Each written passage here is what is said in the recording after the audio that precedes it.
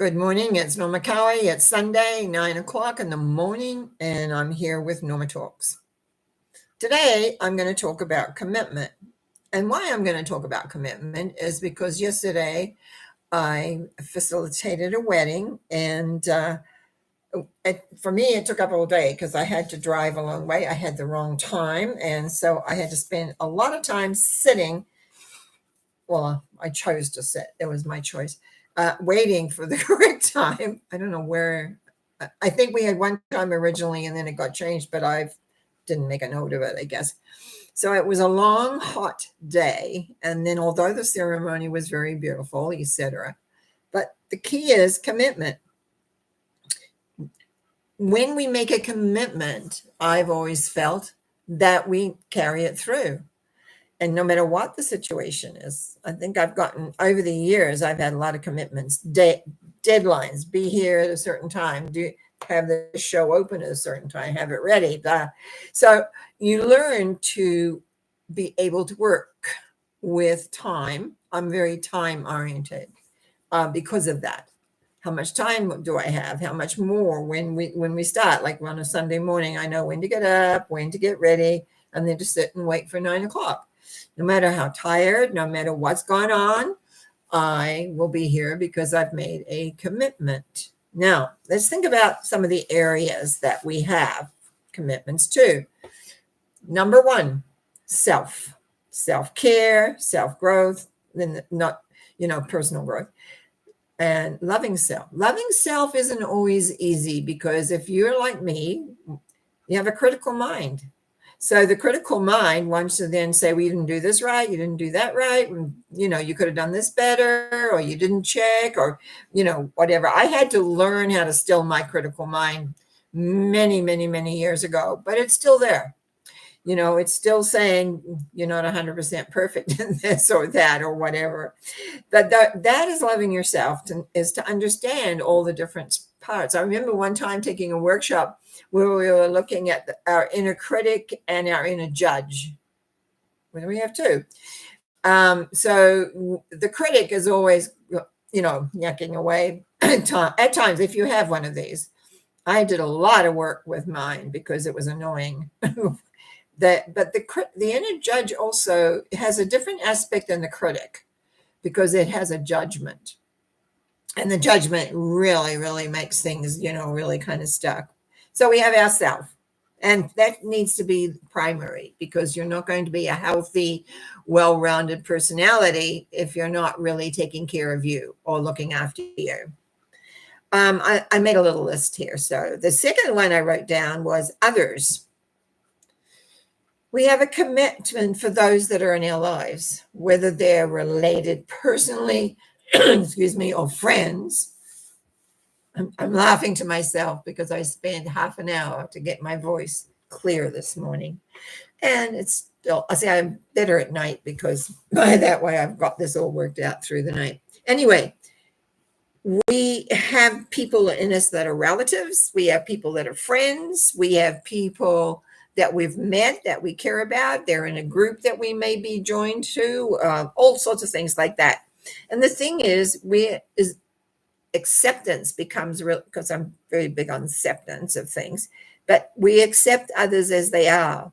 Very often because of our inner critic and our inner judge, we will actually start being that with our people around us, whether they're family, whether they're workers, co-workers, whether they're people that we just meet along the way.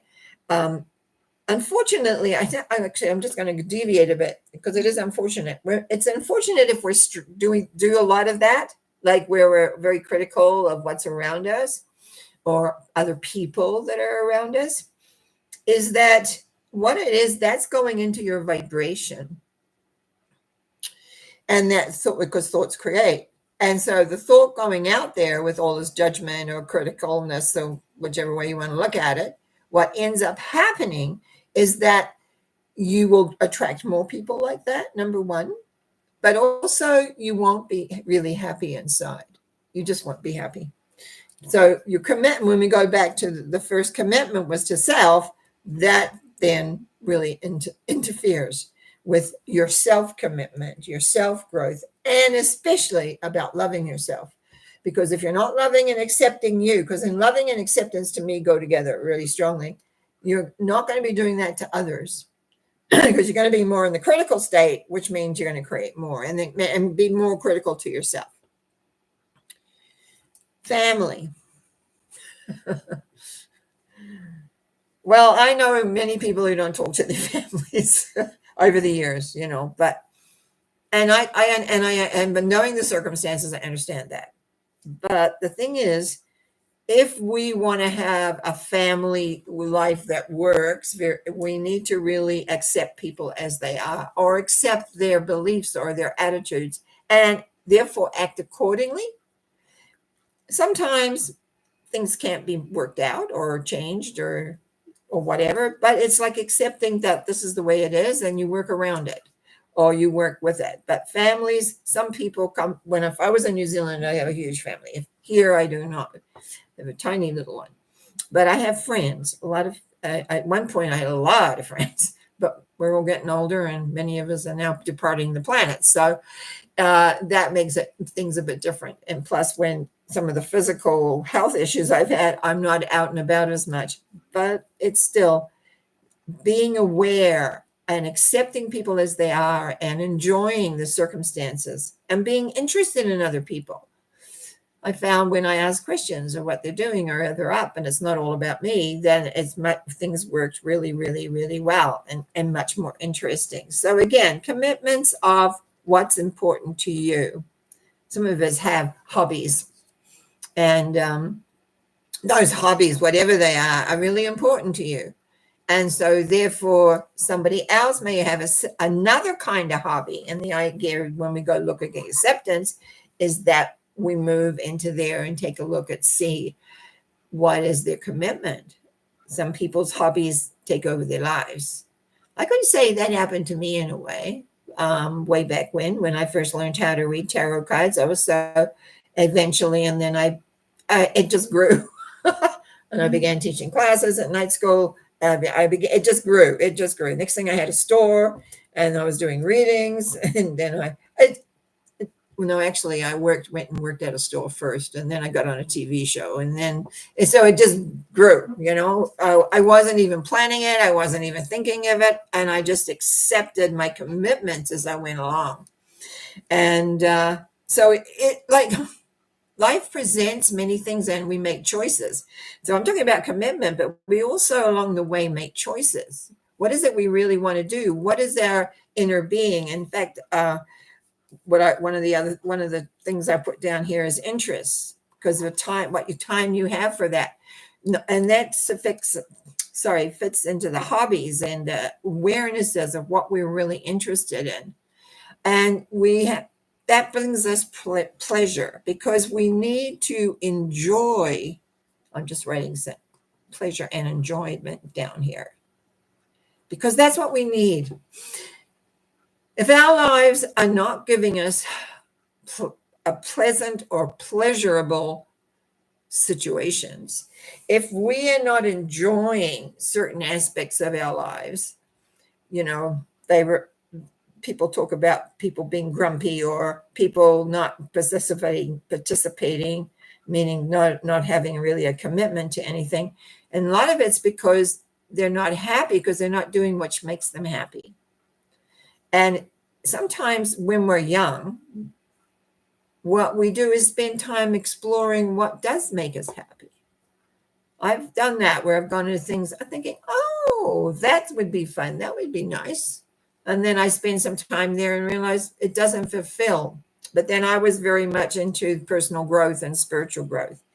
And that was one of the things that I really wanted on the self element. We have several aspects, and what is our commitment to that? We have our physical self. We have our spiritual self. We have relationships. And we have work. And even if you're retired, I always say I'm semi-retired, but even if we're retired, we still have a place to look after, usually where we live, no matter if it's a room or in a small apartment or whatever. We still have commitments to ensure that it works. But we just can't say, oh, whatever. Some people do. Yeah, I agree with that. I've been into places and I had to get hold of my judgment. I'm not the best housekeeper in the world, but you do have things that you need to do. So it's like commitment. What are you committing to and for? I committed myself spiritually a long time ago. I committed myself, well, I think it started really, and I've said this many times, so I'll say it again. I think my commitment to my journey started when I was around 7 and wanted to start figuring out who and what God was, because I wasn't really happy with what I was hearing at the. And then when I was 12, I went from one church to another church, which had a whole different approach. And it made more sense to me because I got facts. I learned more facts. It was more factual. And so, but I still never lost that thirst to figure out who and what God was. And also, as time went by, as I came to Canada and started going into classes myself and learning different things, I began to also wonder more about who I was and where I fitted in. And through different things that I experienced, it kind of all came together like a jigsaw puzzle for me. It's not for everybody. Everybody has what they need to have, and I understand that totally. But it's like understanding the bigger power, the bigger awareness, and not getting super upset when all of a sudden life doesn't work for you the way you think it should work for you. We get stuck and thinking it's supposed to be this way or that way, and I've done that, put my order in, and then what happens. But then I've also found when I haven't put my order in, particularly, miracles have happened. So I've learned to trust a great deal. Now, commitment doesn't really necessarily mean trust. It's really a different topic, but it fits in. You trust when you communicate with somebody that they hear you. You trust that they're accepting you for who you are and where you are. And it's like, for me, the spiritual part has really been super important throughout my life. Physical, not so much. Sorry, I'm laughing because, you hear, go to the gym, go to the gym, go to the gym. Now, I have to explain that in my childhood, I was a very active person, and I had falls, and I broke bones, and I hurt my back really badly. So, okay, so you go into a gym, and then they say, oh, you do this and you do that and you do the other. And I've had arguments with that. I can't do that exercise. Oh yeah, I just do this, that. Next thing, and this happened several times. So I quit gym, and no gyms for me. Next thing I know, I can't get out of bed because my back's being hurt again. Or I just ache all over. And it's not just a pleasant ache. It's like a hurting ache. I had to accept falling, doing this, falling. I was a climber, and then I would fall, and I broke my arm, and I broke my elbow, and I broke my back pretty well. And that was on a tennis court. That wasn't me falling, climbing. Climbing kind of went away a little, but I lost my, what do you call it? I got a little fearful. I was the best tree climber in the when we were all kids. We had lovely big trees to climb, and I was the best. And then the last fall I had where my elbow broke, but I also hurt my back, which we didn't know for years. That's what happened. I figured it out later, and I lost my nerve, and so I quit climbing, and those kind of things, and I've been very much more earthbound. But it was fun when I was laughing. When I was young, it was just that you come to a point where the acceptance level of your limitations, and you work with that. Yes, I do a lot of sitting. Yes, I got bigger in size. But at the same point, I was doing what I love to do. And that's what I think is most important. What are you committed to? Are you committed to something you don't like? I would question that. Or are you really, really stuck there? But because I'm me and because it's Sunday and it's a Sunday thought, which is supposed to inspire, remember that you can become committed to your personal and your spiritual growth, which I think is the most important. So, on that note, I'm going to say thank you for listening. And Karen, good morning to you too. And Yvonne, good morning to you. So, I want you to spend a little bit of time of thinking what are your big commitments and how that affects you and how you feel about them. And it's like I'm saying, had a commitment yesterday to do this wedding. It was a fairly big one. And anyway, got through it, came home exhausted, absolutely exhausted. But that was fine. I had my commitment and I fulfilled it. If I make a commitment with a person who's in an appointment, I fulfill it no matter how I feel. I've made a commitment. I get myself straight, as I say. Anyway, I just wanted to say, what did I write here? Oh yeah, right at the very bottom. So this is my wrap up. The main thing is to be happy with yourself and your life. So you go have a great day today. I think it's quite nice. I haven't really looked outside, but I think it's a nice day too. So enjoy, and I look forward to being back tomorrow night for mental mind treatments. I enjoy that immensely. And then again, Wednesday, for Norma Talks. Thank you for listening. Thank you for appreciating and your thumbs up, your subscribing, all those things. I appreciate it. Your comments, these gals do a great job saying hello. And Karen says, you are inspiring and appreciated. And I want to appreciate you guys because without you guys tuning in, I'd have to let go of my commitment of being here no matter what's going on. Okay, you just go have a great rest of the weekend. Well, it's almost over, but week, we'll say the rest of the week. See you tomorrow night. Bye now.